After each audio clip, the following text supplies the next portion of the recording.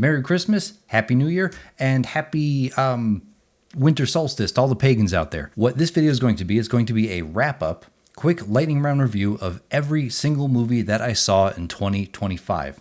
This is the 6th year in a row that I've been doing these type of videos. If you're familiar with me or my channel, you know that I'm someone that likes to watch a lot of movies, a lot of different types of movies. I don't discriminate. If there's anything on, it seems mildly interesting, I'll play it. And I do keep a notepad in my phone of every single movie that I see throughout the year.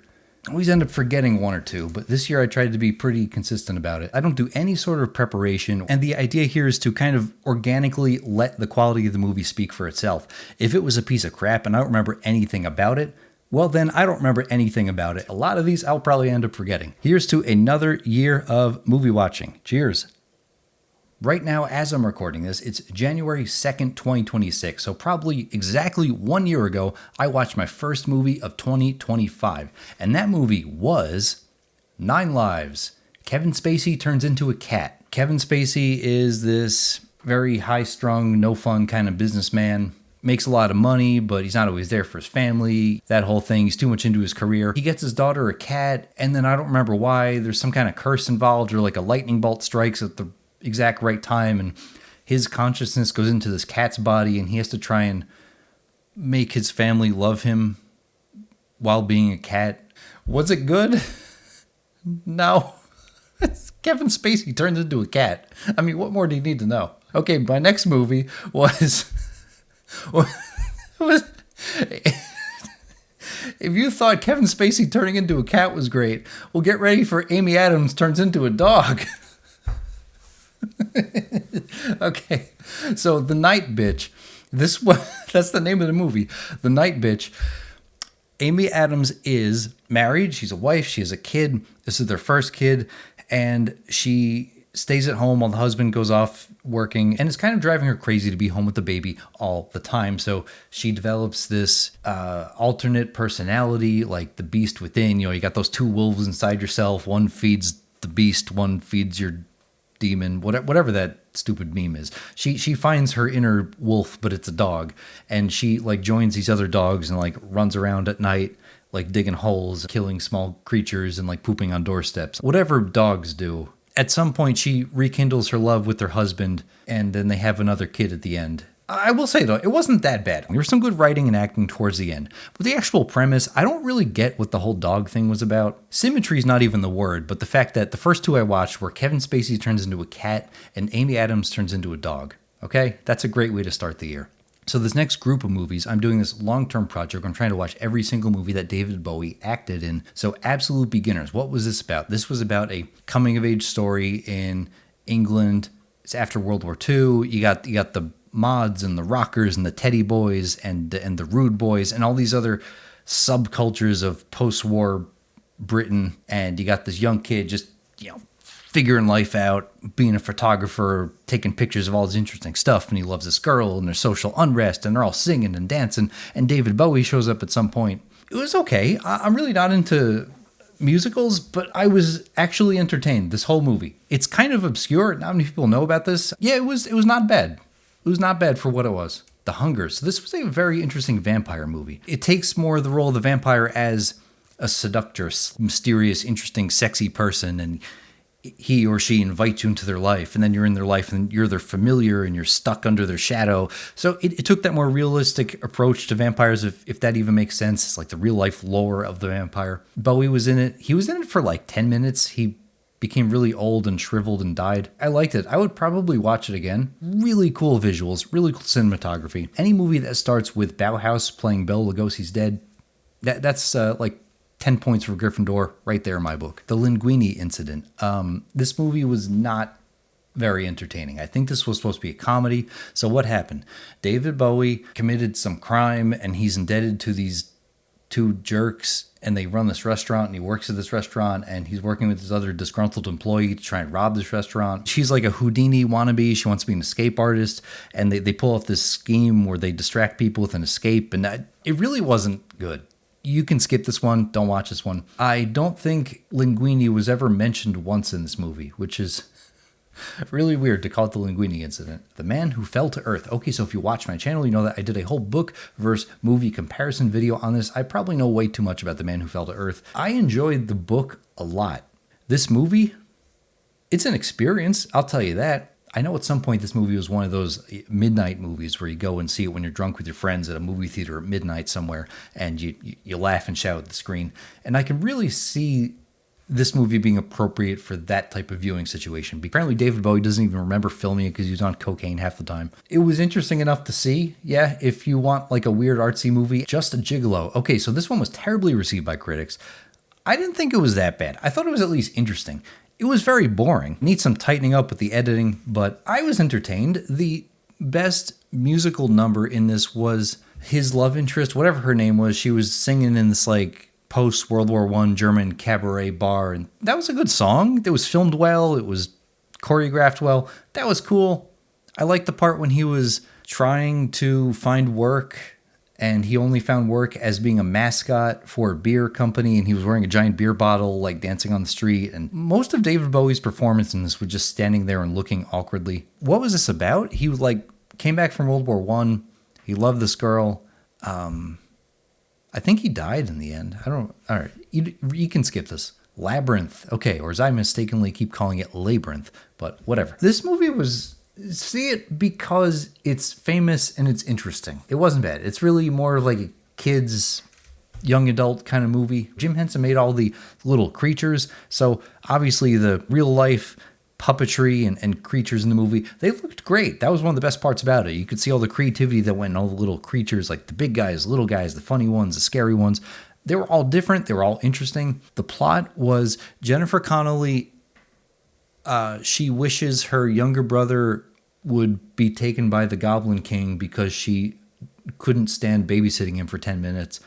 So David Bowie with these really tight pants shows up and takes her baby brother away. She has to go adventure through this giant maze, well, labyrinth, and find him, and she does. It was good and interesting, but it got really boring around that part where like the fire people were talking that looked like crap. It looked really bad, and like the fire things were dancing, and I tuned out at some point. Into the Night. Okay, this movie sucked. What was going on? So Jeff Goldblum was disillusioned with his life. His job was boring. His wife was cheating on him. He didn't know what to do. And then he's sitting there thinking about going on a vacation for himself. And then Michelle Pfeiffer comes running into his car, chased by some guys. She's like, "You have to get me out of here." She's a criminal who like sold these jewels or something. And then these guys who had the jewels are after her, so they're running. She's like, drive, and they're driving, and they go on all these adventures. Jeff Goldblum is a normal guy caught up in this weird mess, and I think it was supposed to be funny.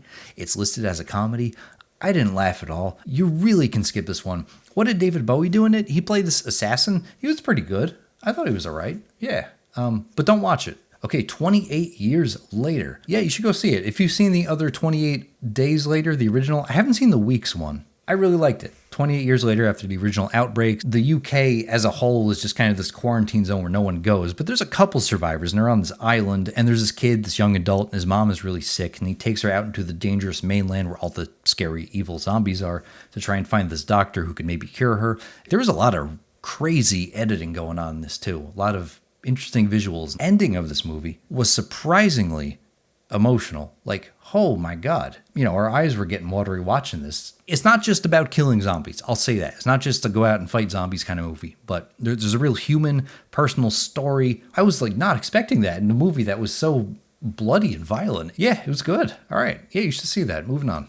A Real Pain. Okay, so Kieran Culkin and Jesse Eisenberg play these two Jewish guys of Polish heritage who go back to their homeland in Poland to reconnect with where they're from. Look at the comments here. A knockout. Kieran and Eisenberg are an all-time comedic couple. A masterpiece. No, I don't agree with any of that. It really wasn't that funny. As someone of Polish heritage myself, I thought it was cool to see where this movie was filmed. There were a lot of small towns in Poland, so I related to that part of the movie. But overall, I thought it was kind of boring. I really didn't think it was that funny. I mean, Kieran Culkin played this wild person, this wild man. He had something wrong with him. I don't know what was wrong with him. I don't remember because I don't care. Just skip this movie. Okay, Ace Ventura, Pet Detective. What was this about? I'm going to be honest, I don't remember the real plot. He like talks to animals or He's one with the beast or something like that. So there's a couple of Jim Carrey movies that are going to pop up on this list. When I was young, Jim Carrey's hilarious. Obviously, we all know he's a great comedic ability. He makes a bunch of funny faces. But now that I'm an adult, I just can't take him. I don't know what it is. I just see this guy who's like hogging all the air in the scene, everyone he's in. I can just imagine what it's like to be on a set, to be working on a movie crew. Maybe you're the lighting guy or the camera guy or something. And you're just there and you have to watch this guy do this 100 times for each take. And I just couldn't do it. I just imagined it's like grown child with ADHD just hopping around, making 500 times more than you are. I can't stand him. Another round. Okay, what was this about? Mads Mikkelsen is a middle-aged high school teacher who has a group of friends who are also teachers, and one of the other teachers tells the group at this dinner, he's heard of this philosopher that says human beings were born with a blood alcohol content that is zero point 0.5 below where it should be. Basically what he was getting at was that he was saying we should all be just a little bit drunk because then we will perform at our best. And so all him and his friends start getting a little hammered before every workday at school. And initially it starts working. Kids like them because they're a little more loose and goofy and they're cool now. Things got quickly out of hand. They started drinking too much. Lives were ruined. One of the guys died. Oops, didn't mean to spoil that. The ending was very interesting. Mads Mikkelsen started doing this dance, and you could just look up the ending scene on YouTube. I've rewatched it 10 times at this point. It's great. Yeah, check this out. It's a very good, well-done drama movie. At Eternity's Gate. Okay, this is the one where Willem Dafoe was playing Vincent van Gogh. So it's just a biopic on Vincent van Gogh's life up to the time where he died. And it was well done. It's very artsy, very art house. I feel like 90% of the movie was just Willem Dafoe going. It's a little bit longer than it had to be. You could cut some of this out. If you like Willem Dafoe, just check it out. Atomic Blonde. I love this. I watched this... Okay, so I watched this on a plane coming back from vacation, and I never got to see the last 10 minutes of it. And I could have. I had an entire year up to right now before filming this to have watched it, and I haven't. So I really want to know how it ends. But the first 95% of this movie that I saw was really good. Charlize Theron is a spy for, I think, the US, and she has to do some mission in Cold War era Berlin. It had a cool soundtrack. There was a really cool cover of Blue Monday by New Order in this movie. One of the best sequences in this movie, one of the best sequences in any movie I've seen in 2025, was this 10-minute long single cut action sequence where Charlize Theron has to fight her way down an apartment building and through this city street, and they don't just let her knock everyone down in one hit. It's a real struggle to get down to the street, and you saw every fall and scrape she got.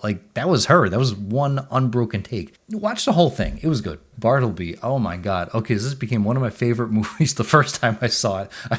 I love this movie. Okay, what's it about? So there's this generic office job, a white-collar corporate office kind of job. They have an opening. They post an ad in the newspaper, and then this weirdo named Bartleby shows up. Somehow Bartleby gets the job, and he underperforms because literally all he says is some variation of, I would prefer not to, and he stares at a vent in the ceiling just all day.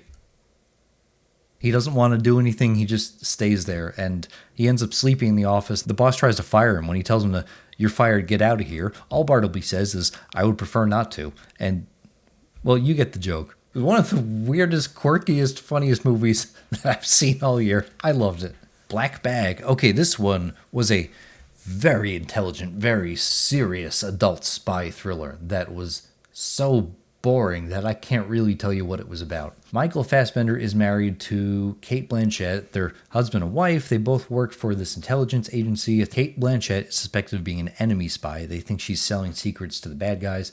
So Michael Fassbender has to spy on his own wife and figure that out. Spy movie stuff. Bunch of twists and turns. Someone gets shot. Something blows up. A lot of deception. A lot of lies. It was very generic. Man, I can't tell you any finer details about this. Blink Twice. What's this about? Okay, so this girl and her friend go to this exclusive party on this island hosted by this rich guy. Something's not right at the party. Everyone seems a little too creepy. I feel like I called this movie in the first 10 minutes. Once they arrived at the island, I was like, oh, wait, let me guess. This is some kind of creepy sex cult, or he's drugging the people and taking advantage of them. It was like a big metaphor for Hollywood. Overall, it was okay. Would I watch it again? No. Blue Velvet, David Lynch movie. Okay, what's this about? So Kyle MacLachlan is a kid and he finds an ear in a field.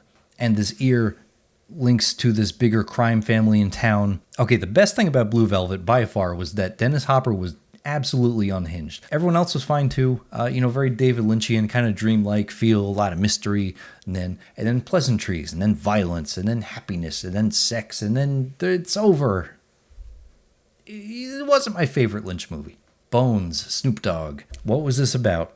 Something like Snoop Dogg was this guy who unjustly died in the past in this building, and these kids buy this building and want to turn it into like their new club, but they're all getting picked off by the ghost of Snoop Dogg, who he had a cool name. I forget his name. He was like this evil pimp or something. Maybe it was Bones.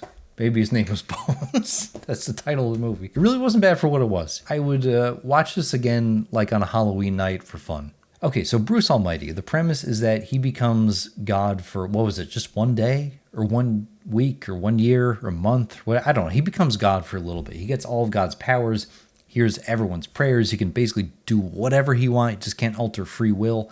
I feel like I've seen that idea in other things. When I was little, this movie was a lot of fun. Hey, Jim Carrey, oh, he's being goofy, and he made Steve Carell go pee. Remember that in the new studio? Everyone remembers that. Watching this as an adult, I'm just like, I can't stand this guy. I just like imagine standing there on set watching him do this. I can't. Okay, next movie, Begonia.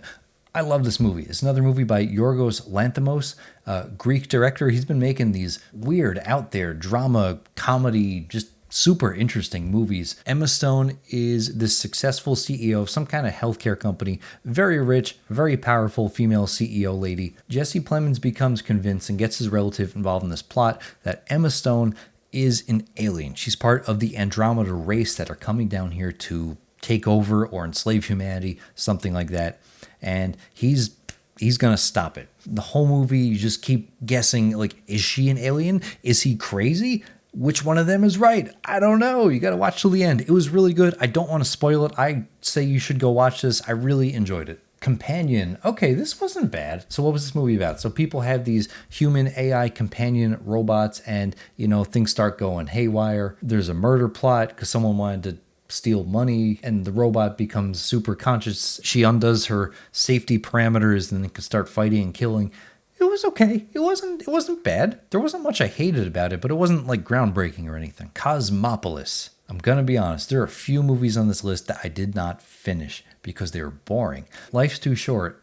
I can't sit through something that's this boring. Once I make it to the halfway mark, if I'm really not liking it, I can cut it. I made a little past 50% mark, maybe like 60 or 70%. I really was not enjoying Cosmopolis. So what's it about? So Robert Pattinson plays this very wealthy guy in like this dystopian future, and he's taking a ride around town in his limo and there's drugs involved. I don't remember what he wants. I don't remember what they were trying to do. Weird different things kept happening and he's going from place to place, and his whole performance is just like, yeah, don't watch it. Death to Smoochie. Okay, I remember this playing a lot when I was a kid on Comedy Central when they used to show comedy movies. And I would see this during the day when I was homesick from school. I probably watched this a lot back then. I haven't seen it in like 20 plus years. It was pretty good. What's it about? Children's television programming, goofy costumes and mascots, kind of like Barney the Dinosaur. Rainbow Randy, the Rhino or something. No, he was Rainbow Randy. What was the Rhino? Like Rocky Rhino? I don't remember. Anyway, Robin Williams and Edward Norton are two children's TV performers. One had a show, then he gets fired, the other takes his place, and that guy wants his spot back, and the mafia is involved. It was interesting. It was quirky, directed by Danny DeVito. That's cool. It was worth one watch if you haven't seen it. Dick. This was about Kirsten Dunst and Michelle Williams. They play these two girls. Whenever the Watergate scandal was going on, they were right there in the White House as that was going on because there was some school trip and they saw too much. And Richard Nixon is the president and he's trying to be like, oh, you girls didn't see anything. Richard Nixon thinks they saw too much, so he has to keep them around. And they're kind of these two ditzy girls and they don't have any idea what's going on, but they're involved in this big conspiracy. It was funny. I wouldn't watch it again. Don't see this one. Skip it. Don't Go in the House. What was this about? Kind of like a Psycho ripoff. Dan Grimaldi, Patsy Parisi from The Sopranos, played this guy who would lure unsuspecting ladies into his big house, his cool old mansion, and he would kill them. Really wasn't much else to the movie. Kind of sucked. I don't recommend you watch it. Coolest thing about this movie to me was that it was filmed in my hometown. So a lot of the shots and the scenery, I knew exactly where it was. So I could really see what certain parts of my neighborhood looked like 40 plus years ago. I thought that was really cool. But overall, the movie sucked. Don't watch it. Enter the Dragon. I watched this with some friends a couple months ago. I thought it was excellent. The pinnacle action kung fu movie. So much stuff takes from this movie. I never even realized until I watched it. So many things copy little moments from this. It has such a basic, simple plot where Bruce Lee and these other dudes are assembled to this island where this evil rich guy is having this fighting competition, yet there's other evil stuff going on the island, and they have to find that out and save everyone. It's a really good movie. I recommend you watch it if you like action movies, fighting movies. Just excellent overall. Fargo, Coen Brothers film. It was good. I've seen it before a long time ago when I was a teenager. You can't really appreciate Coen Brothers movies that much as a teenager, but now as an adult, I thought a lot of this was really well done. It had that classic Coen Brothers feel. Obviously, it's one of their best known movies. I was kind of bored of this after like the 50-60% mark. Just kind of wanted it to hurry up a bit, but overall, I liked it. If you've never seen it, you should watch it. Okay, so next I watched the whole Final Destination film series. So they're all kind of the same. I can't really tell you the difference between them. So what are these movies about in a general sense? So someone has a premonition that something really bad, some dangerous disaster accident's about to happen, and they stop themselves from going into that plane or that train or that car or riding that bus or whatever. And they stop some people around them, so a couple people are saved. And then the rest of the movie is the evil spirit of death or fate or whatever you want to call it just catches up with those people and kills them in these really impossible Rube Goldberg contraption kind of ways. It's interesting because it's a horror franchise without a central figure. The figure is just the concept of death. There's no Michael Myers or Jason Voorhees coming after him. It's just death itself is coming after the people. Final Destination 1 and 2 and 3 and 4 was god-awful. 5 was pretty good, and 6 was all right. Next movie, Frank. This was about an indie rock group led by this mysterious guy who wears a giant papier-mâché helmet looking like that on the cover. I know some people really like this movie, especially that song they sing at the end called Let's All Be Friends or whatever the hell it was. Some people really like that song. I don't know. This movie didn't do anything for me. I thought it would because it's all about like quirkiness and indie rock and had that real 2010s hipster vibe kind of thing, but I wasn't into it. Guillermo del Toro's Frankenstein. I thought this was really cool. This was on Netflix. This was really good. The second act, when they're showing Frankenstein's childhood, there was a lot of Barry Lyndon references, which I thought was kind of cool too, because I'm doing the Kubrick Quest and I did watch Barry Lyndon like just before that, so that was good, convergence, good synergy there. Okay, we got Freaky Friday and Freakier Friday. I thought Freaky Friday, the one from the early 2000s, was much better than the recent remake. So the Freaky Friday concept, it's fairly simple. It's you got this mom and she's all stiff and old and boring and controlling, and you got this daughter and she's like, I'm a rebel, I'm gonna do things my way, my mom is so boring. They open this like fortune cookie and it's cursed and it like switches their minds into each other's bodies. So she's like, oh no, I'm my mom, I'm old and boring. A lot of hijinks ensue, and it was funny. It's a 20 plus year old movie that was made by Disney, but it held up. I laughed, I chuckled, everything was well written. It was good. I liked it. Freakier Friday, Jamie Lee Curtis and Lindsay Lohan, they were good. They're still doing their same characters. They still got it. The problem is that they introduced two other characters. Lindsay Lohan's adopted sister or something? No. It was Lindsay Lohan's kid and her adopted sister crisscross switched places with the mom. No, okay, wait, I remembered. Lindsay Lohan is about to marry this guy. Lindsay Lohan and the guy both have daughters. The daughters don't get along too well. But if these two marry Lindsay Lohan and the guy, then these two will become sisters. The evil curse that happens is that the two sisters that will be sisters, switch places with Lindsay Lohan and her mom, but they crisscross switch Freaky Friday, the original one, the premise was so simple, anyone could follow it, easy comedy.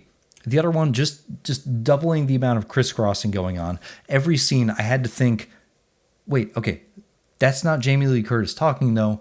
That's the would-be stepsister talking through her body, and that's not Lindsay Lohan talking. That's Lindsay Lohan's daughter talking, and it was just too much. I'm just not smart enough to process Freaky Friday. I can't. Friendship.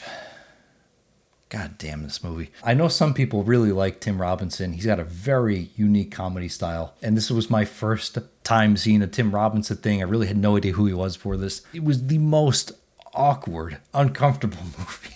Paul Rudd is this cool guy. Tim Robinson moves into town and he wants to be friends with the cool guy, but they're both adults. They're like in their 40s, but they kind of act like children, or at least Tim Robinson acts like a child. Not even just childlike, just every choice he makes throughout the movie is awful and weird and uncomfortable, makes other people uncomfortable. You don't like him at all, and I don't know who I'm rooting for in this. And I don't know, I guess it was funny at times, but I was more laughing in the sense of like, oh God, when's this over? Happy Gilmore 2.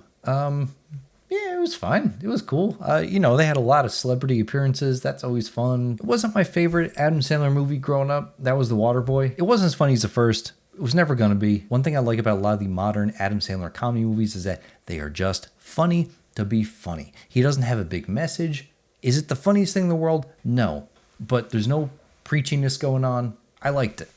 Happy, Happy, Joy, Joy, the Ren and Stimpy story. I thought this was a very well-made documentary. There's a lot of stuff that I'm glad I learned about Ren and Stimpy. Didn't know a lot about its backstory or where certain things came from. It's a very out there kind of crazy cartoon, and you realize, how the hell was this on Nickelodeon? There were also some things that I wish I didn't learn about Ren and Stimpy, but it seems like the main creative voice behind Ren and Stimpy was a bit of a creep in real life. Sometimes it spoils the rewatching of the show a bit. Not that I rewatch it, but when they show clips from it, you're like, I can't watch that the same. Heart Eyes. Okay, this was really bad. You can skip it. Stupid Netflix slasher running around called Heart Eyes. He's killing people because he's a scorned lover. I really don't remember Heart Eyes. It was pretty bad. It's like, this is one of those movies that you watch while scrolling on your phone. In the Soup. What was this about? Jim Jarmusch movie. Steve Buscemi's in it. Some other people I've recognized. Steve Buscemi gets involved with like the mafia, crimes. I really don't like it. I wasn't into it. You can skip it. It's on Tubi. Inferno. Okay, so this was the second movie in Dario Argento's The Three Mothers trilogy. The first of which was Suspiria. That movie is excellent. Inferno is the second movie in the series, and it's okay. It's not bad. There were certain moments that were creepy. There's a lot of style going on, a lot of cool lighting, which is one of the things he's known for. It didn't have the punch of Suspiria. And then when you get to Mother of Tears, which is the third movie in the Three Mothers trilogy, I couldn't stand this movie. This was one of the ones I didn't finish. I made it to like the 70% mark and said, I'm bored as hell. Life is too short. No, thank you. Jasper Mall is an interesting little documentary about, the Jasper Mall. It's a mall somewhere in the deep south in the US, and it's almost a dead mall. I mean, I think it is basically dead malls, and most of the stores are gone, the biggest stores. But there's a lot of little small stores that hang on. It's about this one guy who maintains the whole place and the weird characters that show up. It was a really interesting little slice of life kind of movie, and it's just a place that'll probably never go and never see. If you like interesting little slice of life, societal, cultural documentaries, I would recommend it. I enjoyed this. Kamikaze 89. What was this about? I don't know. It's like some weird futuristic dystopian film noir thing with just the weirdest style. Like, look at that. Pink and black, and the guy's got leather pants, and there are a lot of creepy stuff, a lot of wet things, a lot of smelly things. It was a very weird, interesting, out there kind of movie. Would I watch it again? No. Kim's Video. This was a documentary about this guy right there, Kim. He had a video store called Kim's Video. Go figure. I never went to the store in real life, but apparently Kim's Video store has a very cool collection of all the most obscure, crazy movies you've ever seen. The store shut down, and then this guy goes on a quest to try and find Kim's Video collection, which is somewhere in Italy, and he pulls this weird heist plan to try and get it all back, and then it ends, they turn it into like a museum. It's a very happy documentary, very interesting. Check it out. Locked. Okay, this movie was about, what's his name? Bill Skarsgård is this criminal. I feel like he's not a bad person, but he has no other choice than to steal to like provide for himself. You know, it's one of those kind of things. He sees this really fancy car and he's like, hey, I'm going to break into this car. And he goes in and then the car locks and he's stuck inside. And Anthony Hopkins is this old guy who's very rich. He owns the car and he's basically built the car to be like a saw trap. Like Skarsgård can't get out, and Hopkins makes the car really hot, really cold. He electrocutes him with some stuff in there, and he remotely drives the car around, and he basically just tortures him throughout the whole movie. It was very good. I recommend it. Lord of the Rings 1, Lord of the Rings 2. We did not see the third, but we watched both of these back to back. I have seen the third before. I've seen all of them. I'm always more of a sci-fi guy than fantasy. So like around when these were coming out, the Matrix trilogy was coming out, and a lot of people were into Lord of the Rings. The Matrix trilogy was more my thing. I mean, what can I say about them? Obviously, they're good. A lot of people like them. Very famous, very popular. If you watch it like just movie number 1 or just movie number 2, it's weird in the sense that movies 1, 2, and 3, they're all coming from the same book. It's all one story. So movies 1 and 2 don't have a complete ending. Like movie 1 ends, they're in the woods, they get beaten up, one of the guys dies, and they're like, well, let's keep walking. Like, oh, okay. Love Lies Bleeding, what was this about? It was one of those like lesbian lover crime adventure stories. It was kind of like Thelma and Louise or like the Wachowskis Bound or something like that. It wasn't bad. I would watch it again someday. I'd recommend one good viewing. Yeah, that's about it. Mac and Me. Okay, this is one of those movies that got like a 0% on Rotten Tomatoes or something. It's like a McDonald's version of E.T. There's this kid and he's alone, and then the alien comes down, and the alien really likes McDonald's, and the government's like, hey, kid, give me your alien. He's like, not my alien. The best part was when the kid in the wheelchair falls down the cliff. This movie was great. McMillions. This was a documentary about the scandal, which I didn't even know was a thing, that involved those Monopoly little peel-off, scratch-off things on the cups and the chicken nugget boxes at McDonald's. Apparently there was a big scam. The mafia was involved in this somehow. It was interesting. I didn't feel like it needed to be a 6-part series or whatever it was. This could have been just one 2-hour-long documentary. It didn't need to be that long, but interesting story. I didn't know most of that. Meet the Parents, Meet the Fockers, and Little Fockers. All these kind of have the same premise, which is that you got two families coming together. One side really doesn't get along with the other side, and hijinks ensue. I thought they were all good, all decent. Meet the Parents is a classic. It's the first one. Meet the Fockers was fine. That was a sequel. The premise was not so much father doesn't get along with son-in-law. It was one side of the family is very straight and conservative, and the other side of the family is all loosey-goosey and liberal, and they don't get along. And then I don't remember what Little Fockers was about. It was something with the kids. I don't remember. This one wasn't that great. Men and Chickens. What was this about? So Mads Mikkelsen and his dumbass brother go to this place because they heard that their biological father passed away. They're both adopted. They find out that their biological father was doing weird experiments combining human DNA with animals like dogs and cows and well, chicken, like Men and Chicken in the title. They had 3 other brothers that were like the big doofuses in the movie, and they were funny. Man, I don't remember how this ended. It was interesting. Definitely interesting. Check it out. Monkey Bone. Visually creative, not that great. Looked like a cracked out Tim Burton movie. Did Tim Burton make this? I don't remember. I'm not going to look it up. I don't care. What's the premise is that Brendan Fraser loves this girl, but he's like in a coma or something, and he has to work with his cartoon monkey that he drew to get out, and I don't know. The Mysterious Castle in the Carpathians. What was this about? Well, it's about a very mysterious castle, and it was in the Carpathian Mountains. This was some Eastern European movie. It was like Slovakian or Czechoslovakian or something. I thought it was interesting. Definitely quirky, definitely out there. I would like to see some modern remake of this. It was okay. I mean, you really got to be in the mood for this type of oddball foreign movie from 40 years ago. It was very creative, I'll give it that. Naked Gun. All right. So it was nice to see a new movie that's a comedy that was just funny. I legitimately laughed so many times in this movie. Classic Naked Gun kind of humor. Liam Neeson played the main character even more straight arrow and just dead serious than Leslie Nielsen. Isn't that weird? Leslie Nielsen, Liam Neeson. What were the odds of that, man? Overall, I liked it. Totally recommend it. Hilarious movie. Novocaine. It was a quirky little fun action adventure crime movie. So Novocaine, this main guy, he can't feel pain. He's got some kind of condition where he could like stab himself with a fork, feel absolutely nothing, which is cool in one sense because you don't feel pain, but in another, he can take a lot of damage and not know that he's taking damage. Like he can burn his hand till it's falling off, not feel a thing, And that's not very helpful. He works at a bank and there's a robbery, and this girl he has a crush on gets kidnapped, and he's like, I'm going to be a superhero because I'm Novocaine. He goes and tries to get the girl back, and it was cute. It was quirky. It was interesting. Should I watch it again? Nah. But maybe if they make more of these, I would see them. Yeah, sure. Why not? Ocean's 11. So I saw this as a kid. I thought it was all right. I watched it as an adult. I just didn't like it. I don't know what it was. It just thought it was so cool.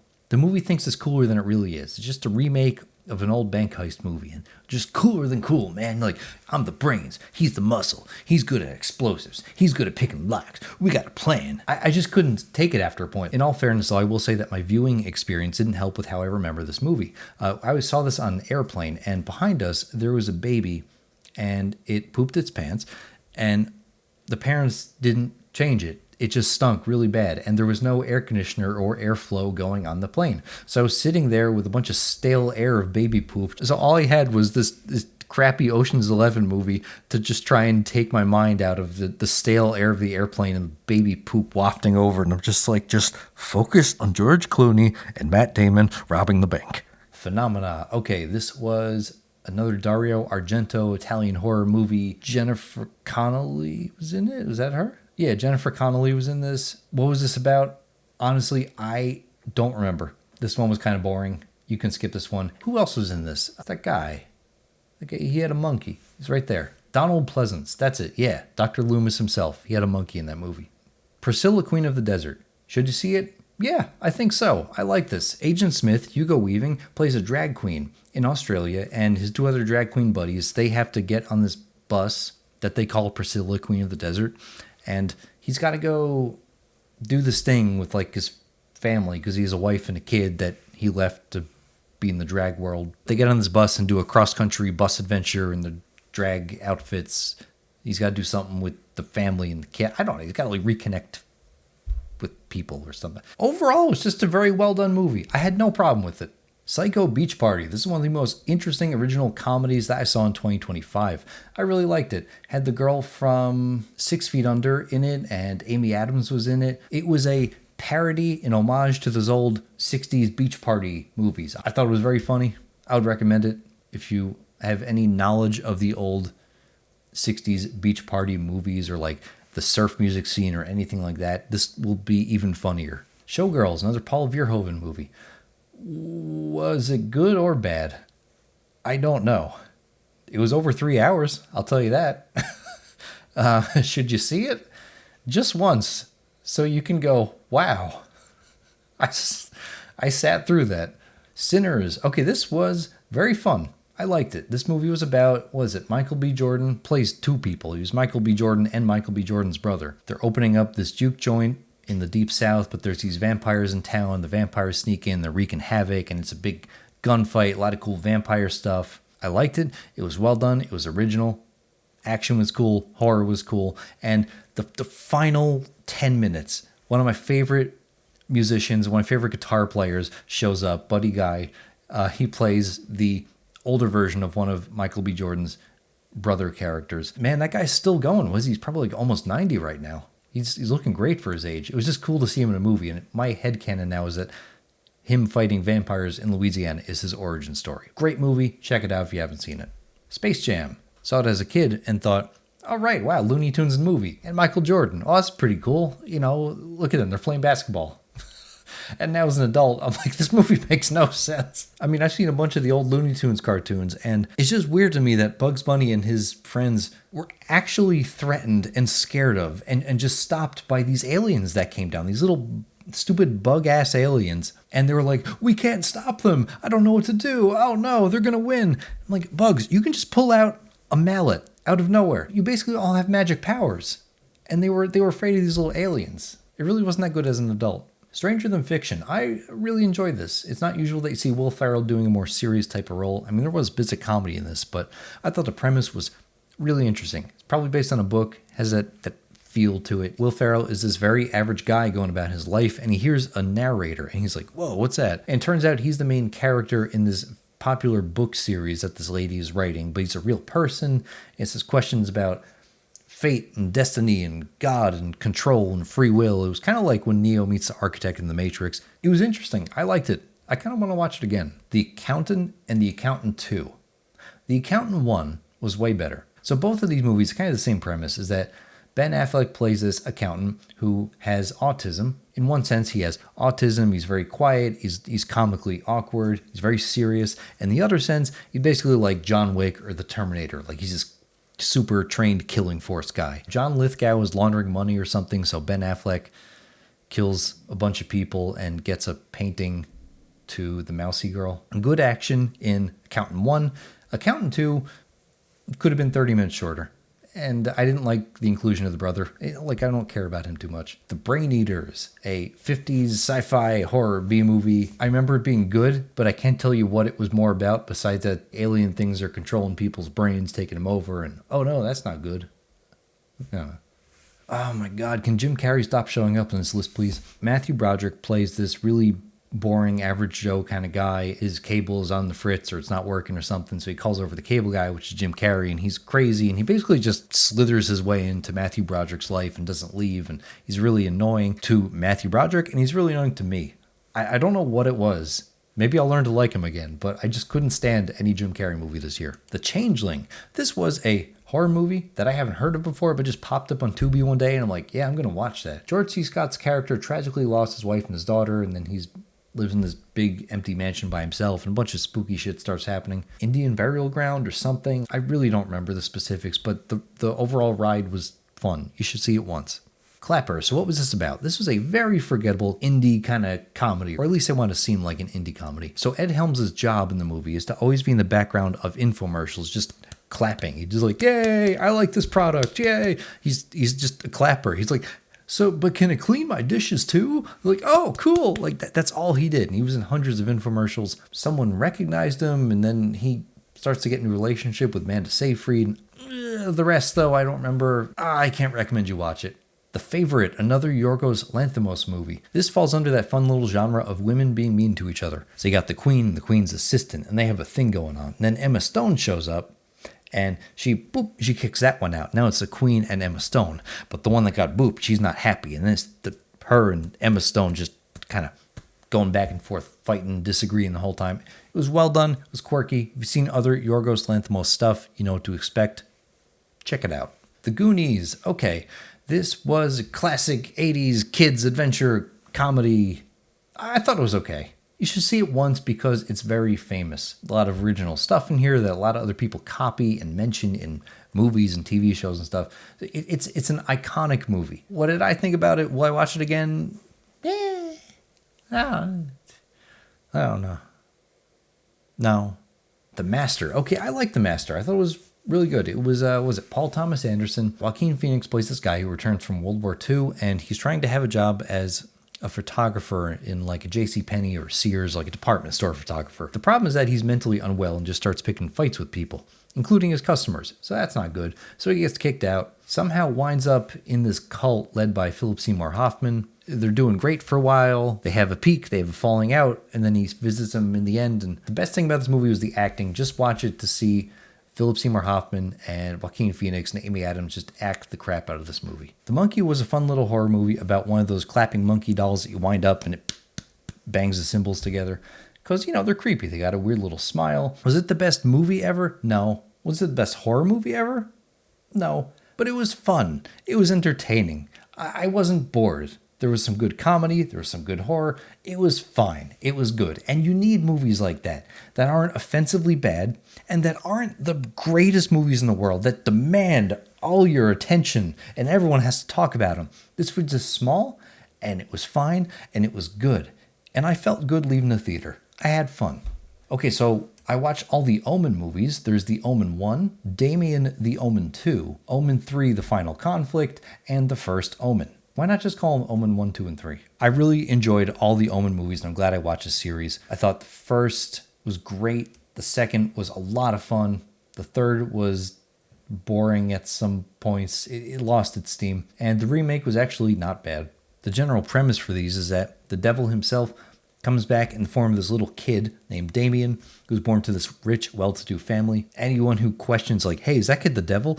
the next day you get hit by a car or mysteriously die or something. So Damien is just picking off his enemies one by one. Creepy little kid. I really liked him. They were all very well done. Great horror movies. I'm glad I watched the series. The Princess Bride, R.I.P. Rob Reiner. What a sad way to go. He had a good career. I looked him up after he died. I didn't know he made all those good movies. A lot of movies that I've seen. Princess Bride was very good. It was very wholesome. Felt very old-fashioned, but not in a stale way. You know, it was fun. Mark and Alfred did the soundtrack. You got that other guy who's in Saw. Is it the funniest movie in the world? No, but I don't really have anything bad to say about it. Worth checking out once if you haven't seen it. The Terminal. Haven't watched it in like 20 years. Watched it again, and I still liked it. The premise is that Tom Hanks is this guy from Krakosia, this made-up Eastern European country. He gets stuck at, I think, JFK Airport. So he's stuck in the airport because his home country, as he was flying, got into a war or was destroyed, or there was some political upheaval, and he technically, at the moment, no longer has a country, so they can't let him into the U.S. So he's just stuck in the airport and has to live in the airport for like a whole year or something. I think the only problem with this was that Catherine Zeta-Jones' character could have just been written out. I mean, I know she was the love interest, but she really didn't have anything to do. The Usual Suspects. I saw it a long time ago. Haven't seen it in like 15 plus years. I still really like it. Excellent movie if you've never seen it. Kaiser Soze. Great crime movie. If you've never seen it, one of the best. Excellent, excellent, excellent ending. To Live and Die in L.A. Okay, so this was the movie that William Peterson did before or right after Manhunter, which I covered in the Hannibal Lecter stuff. It was really good. I didn't have any problems with it. What was the general premise? So William Peterson is playing this detective who is after this drug smuggler and art forger played by Willem Dafoe. A lot of good film noir kind of stuff, chases throughout the city, incredible car chase scene going through that giant gutter valley in LA. You know what I mean? The sewer thing where it's the curves and they always film stuff there. A lot of twists and turns and backstabs and betrayals and a lot of bloody violence. It was cool. Wayne's World. All right. Well, I saw it because I know it's well known. It's famous. It's iconic. It's referenced a lot. It wasn't funny. I couldn't do it. I didn't think it was that funny. I watched the entire thing. I was genuinely confused why people thought this was funny. This goofy rock and roll duo, I much prefer Bill and Ted. Those movies I love. This, I was confused. I'm like, when's the funny stuff start? Why him? Okay, so you got James Franco, Bryan Cranston, and this girl here. So James Franco wants to marry this girl here, who's the daughter of Bryan Cranston, and he's not crazy about him, and he's like, why him? Get it? It wasn't bad. For it's like just innocuous fun kind of thing you'll put on while eating dinner. There were a couple little plot things that are just like, don't think about it, just enjoy the stupid comedy. It's fun to put on if you don't want something serious. Knives Out 3 or Wake Up Dead Man. They surely just call this the Benoit Blanc series, right? Like Sherlock Holmes, that's the name of the series, the Sherlock Holmes series. Why not the Benoit Blanc series? He's a good character. If you've seen either of the other two Knives Out movies, it was very similar. There is a murder. No one knows who did it. So Daniel Craig, in this crazy southern accent, comes in as super detective Benoit Blanc. A lot of lies and betrayal and backstabbing and drama and murder. I thought the ending of this movie was great. It stuck the landing. I liked it better than Knives Out 2, but the first is still the best. Quiet Earth. Okay, I saw this on Tubi, and I first heard this in a YouTube comment on my I Am Legend video. This is basically like another adaptation of the I Am Legend story, but filmed in New Zealand on a much smaller budget. It's in the same genre, same vein as I Am Legend, Will Smith, Omega Man, Charlton Heston, Last Man on Earth, Vincent Price, and then you got The Quiet Earth with Mr. New Zealand here. I don't think it was as good as the others, but it definitely wasn't bad at all. Check it out. Watch it. All right, next category are movies I saw in theaters this year. Really aren't many. There's only 6. I saw John Wick Ballerina. Well, it's not John Wick Ballerina. It's just called Ballerina, but it's in the John Wick world. Ana de Armas is a member of that Russian army gang thing. And if you're a fan of the John Wick series, go see it. It's not so bad you have to skip it or anything, but it definitely wasn't the best in the John Wick franchise. Black Phone 2. All right, wasn't bad. Black Phone 1 was better. This one, they had to like find some bodies that would take the power away from the dream monster. I don't know. They're trying to go for a Freddy Krueger-like thing. It was fine. It was fun. I hope they can make the next one better. Good Fortune. All right, I enjoyed this. I like pretty much anything Keanu's in. Keanu plays an angel coming down to help Aziz Ansari, who's this down on his luck delivery driver, Uber Eats kind of guy, just working odd jobs, and he basically switches places with Seth Rogen, who's this really rich guy. He has a big mansion. Rich guy is in the poor guy's body. Poor guy is in the rich guy's body in life. The message at the end of the movie was, enjoy your life. Be glad you're alive. I don't know. While you're watching it, you can't help but think sometimes that all these people are rich. They're all famous actors, yet they're playing these people who are down on their luck and poor. And man, isn't it hard out there finding a job, earning money? And they're like, yeah, it is. I'm like, I just can't buy that from them. Mickey 17. This was a interesting sci-fi movie. There's multiple Mickeys because he signed up to leave Earth on the spaceship, and his role is that he basically lets them make clones of himself. So he's a human sacrifice basically over and over. We need someone to go do this really dangerous thing. He's like, okay, it's my job. And then he gets killed. Oh well, make a new Mickey. It was fine. It was good for one watch. Nosferatu. Excellent. Loved it. One of the best vampire movies that I've seen in a while. Very artsy, very cool. Except when we saw it in theaters and there was a guy behind us that was snoring the whole time. We saw it at like 9 a.m, which is even weirder that he's snoring then. It's like, it's 9 a.m. You got out of your house, went to a movie theater at 9 a.m, and you're snoring through this really long, dark, quiet, artsy horror movie. Like Nosferatu's creeping around and all I hear is weapons. Loved it. One of the best movies I saw in 2025. The premise is that there's this evil witch that comes to town and she's stealing the kids away to regain her life force or something, or she's like putting an evil curse over the town. She has these like twigs and threads and she's a bowl of water and thorns, and she goes, and like then people go crazy and they run with their arms out. Terrible description, but excellent movie. All right, so this next group of movies are all related to my Couch Bum Kino channel. So if you follow my channel, you've heard me talk about these. I'm just going to kind of breeze through these. Being There. Absolutely love this movie. I've seen it before and I saw it again in 2025 because I read the book and did a book first movie comparison. It's like a weird version of Forrest Gump where Chance is this absolute simpleton, but he lucks his way into the upper echelons of society by just being this very nice, mellow, smiley guy going, yes. He just agrees with everybody. And they all say, oh, thank you, Chance. You're so understanding. And by the end of the movie, he's next in line to become president. The Day the Earth Stood Still, the original and the remake. So this is about aliens. Klaatu and Gort come to Earth. Why did they come here? Well, it depends, because the original book is different than both of these movies. And both these movies are a little different from each other. In the original, which was better than the remake, the 50s one is way better. He wanted to tell Earth not to destroy ourselves so we could maybe join the Galactic Federation of Planets someday. But he just said, don't nuke yourselves to death. That's a bad thing.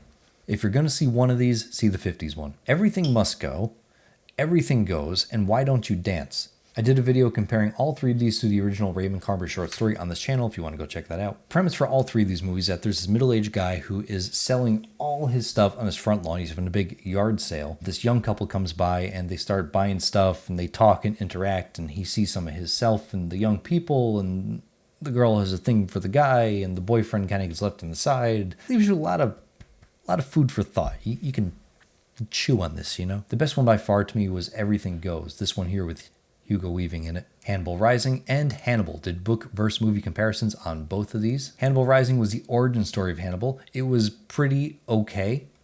Wasn't terrible. Hannibal. I always thought this movie was good, but weird, and I kind of prefer the book after reading the original book. Minority Report. So this was that big budget Tom Cruise, Steven Spielberg sci-fi action movie that was based on the original Minority Report sci-fi short story from the 50s, where there's these three beings called the precogs, and they predetermine who's going to commit what crime, and then the future police go out and arrest people. The movie was okay. I wasn't crazy about it. Starship Troopers. I really liked it. Full of sarcasm and irony, tongue-in-cheek stuff. Totally different tone than the original book. Go watch it if you haven't seen it. The Savage Killers.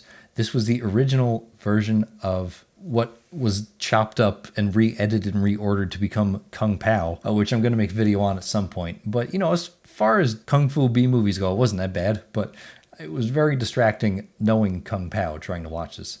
Next are a bunch of Kubrick movies. I've talked extensively about this. So 2001, you know what that's about. I got to breeze through these. 2010, the year we made contact. That's a sequel to that. Someone has to go and follow this signal from the aliens to find the original Dave Bowman guy for some reason. Barry Lyndon. It's about this guy named Barry Lyndon, a con artist and a scammer. And it was not my favorite Kubrick movie because it's kind of slow and not too much happens, but it looks beautiful. Clockwork Orange, rebellious youth gang causing ruckus. When all said and done, the real thing about this movie is the question about free will and choice. The Shining, family agrees to take this job as caretakers of this big hotel throughout the winter. Dad goes crazy, tries to murder them. Everyone just runs around. It was all right. Jack Nicholson made a bunch of funny facial expressions, and Wendy ran around like that the whole time. Room 237. This was a whole documentary on people theorizing about The Shining. And what did that can of beans mean behind Jack Nicholson? This was a movie of people just theorizing about The Shining, which I can't believe is an actual thing. The mysterious works of Kubrick, all of Kubrick's mysteries, like what does Shining really mean? Did he fake the moon landing? Did Eyes Wide Shut get him killed? Oh. This was another documentary on mysteries and secrets in The Shining. I don't know why I just let these play one day. I just had to know everything there was about this. So those were all the movies, but next let's talk about some of the TV shows that I saw throughout the year. You got Dexter New Blood. This is like the sequel show to the original Dexter run. It was okay. Some things were a little preposterous. The ending I wasn't crazy about. Dexter Original Sin. This is Dexter's prequel show. It takes place before the original run. I really liked this. They had new actors playing Dexter and his sister Deb, but they copied the original actors' mannerisms so closely that after a point, I forgot I was watching new people playing these characters. Felt like a new season of good Dexter. I liked it, and it's unfortunate they canceled it. Oh well. Dexter Resurrection. This is like the sequel to the sequel show. After Dexter New Blood, Dexter tries to reconnect with his son, and Peter Dinklage is this creepy guy who has a social club with serial killers, and they start killing each other. It was okay. At this point in the Dexter timeline, we're full in the realm of just fun nonsense. So I don't even care if it doesn't make sense. I'm just enjoying the fact that the show is still on. Eastbound and Down, a Danny McBride show. I didn't think I was going to like this because it's, about baseball. I don't really watch sports. You don't have to like sports at all to enjoy this. It's not really like about baseball. It's just more Danny McBride comedy. And I've become a fan of his over the past few years watching this and Righteous Gemstones and Vice Principals. It's right up there with the other two that I just mentioned in comedy. Loved it. Green Porno, starring Isabella Rossellini. Isabella Rossellini wears these funny insect costumes, and there's all this interesting set design going on, and they teach you how insects mate and have sex, and how bugs reproduce. Check it out. Hannibal, Mads Mikkelsen as Hannibal. Loved it. I thought the show was great. I've been a big Hannibal fan for a long time, of the books and the movies, and I just can't believe it's taken me this long to actually watch the show. The only part I didn't like was like the first half of season 3. Got slow. Second half with the Red Dragon plotline that made up for it. I really liked it. I would want to watch again sometime.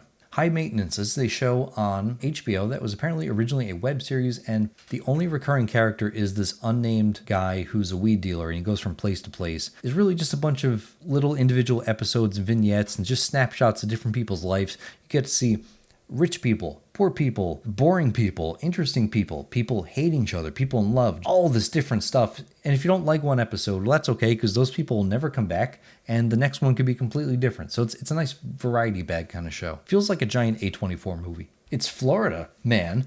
This is also on HBO, and it's very funny. I can't even begin to describe how crazy some of the stories are, and knowing that they're all real and kind of recently happened. And the fact that they have the main people involved in these crazy stories retelling it to camera just makes for a really fun ride. This may be by the same people who made a Drunk History show, because it feels very similar. But overall, hilarious, loved it. Silicon Valley. So I'm a fan of Mike Judge's stuff. Had that classic Mike Judge kind of humor, very intelligent. It was a good parody, good satire, good commentary on the tech world and the entrepreneurial Silicon Valley scene. Got a little weak towards the last 2 seasons, but overall, it was an excellent show. At some point, you don't even care about the plot, or it doesn't even matter what they're doing. Just everyone was perfectly cast for their characters they were playing, and they all interacted so well. You just liked watching the people interact. The Critic. This was apparently one of the first Fox 5 adult animations geared at adults, not kids. It's like funny cartoons for grown-ups on TV, kind of like The Simpsons. It was a 90s cartoon. The main character there is Jay Sherman. He's a movie critic, kind of like Siskel and Ebert, like he had his own TV show talking about movies. Gets into a bunch of hijinks and shenanigans and goofy plots and a lot of movie references. Some parts I really laughed at. I thought this was funny. Clever writing. I think this show got canceled or something. There were only 2 seasons. It could have been longer. I was surprised how short it was. Really, this should have some kind of comeback. The White Lotus season 3. So I've seen the other 2 seasons, and this one wasn't bad. I liked it. My favorite plot line was with Walton Goggins and Emily Lou Woods, I think their names are. Their plot line was the best. Had this real like classical dramatic flair to it. But yeah, if you like the other 2 seasons of White Lotus, check it out. It's more of the same. It's good. Okay, so to wrap this up, my best movies / TV shows of 2025 are Hannibal, the TV show, Silicon Valley, the TV show, the short film Everything Goes, based on the Raymond Carver short story Why Don't You Dance, the horror movie Weapons, the comedy movie Bartleby. Oh my god, I gotta watch this again. I would prefer not to. Yorgos Lanthimos' Begonia, Sinners, the first Omen movie, or really any Omen movie in the series. I like the whole series. I'd watch any of them again. Another Round starring Mads Mikkelsen and Liam Neeson in The Naked Gun. I would watch any of these top 10 movies again. They're all great. My worst 10 for the year include Robert Pattinson in Cosmopolis, Don't Go in the House, starring Dan Grimaldi, Patsy Parisi, Final Destination 4. I think another thing that made this one stupid too is that it came out in that weird period when everything was 3D and unrated. Frank. I couldn't do it. I just couldn't do Frank. I don't know what it was, man. Friendship. So I get Tim Robbins. This is his unique style of comedy. Very awkward, but this was just too much for me. Couldn't do it. Heart Eyes. Very boring, not scary, forgettable. Ocean's 11. Not as cool as it thought it was. Wayne's World. I guess this passed for funny back then. The Cable Guy. Can't stand Jim Carrey as an adult. I just can't. And Into the Night. That one that David Bowie was in for like 10 minutes. It was a comedy that wasn't funny. Just really nothing memorable about this. Skip it. Well, there you have it. That is all the movies and TV shows I watched in 2025. If you stuck around to this point in the video, thank you very much. I appreciate it as always. And here is to another year of movie watching. All right. Till next year. Good night.